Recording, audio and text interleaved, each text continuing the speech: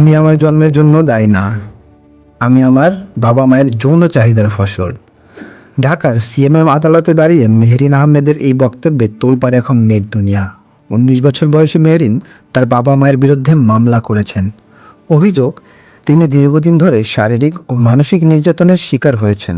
25 মে 2025 ঘটনাটি সেদিন চূড়ান্ত রূপ নেয়।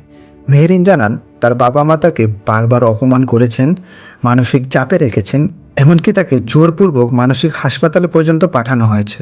মেহেরিনের বক্তব্য, আমি তাদের পাপের নই, আমাকে গালি দেওয়া, মারধর করা, এগুলো আমি আর মেনে নিতে পারি না। 22 জুন 2025 মেহেরিন তার বাবা মায়ের বিরুদ্ধে পারিবারিক সহিংসতা প্রতিরোধ ও সুরক্ষা আইন 2010-এর আওতায় মামলা দায়ের করেছেন। আদালত দ্রুত শুনানির নির্দেশ দেয় ও অভিযুক্তদের হাজিরার নোটিশ জারি করে।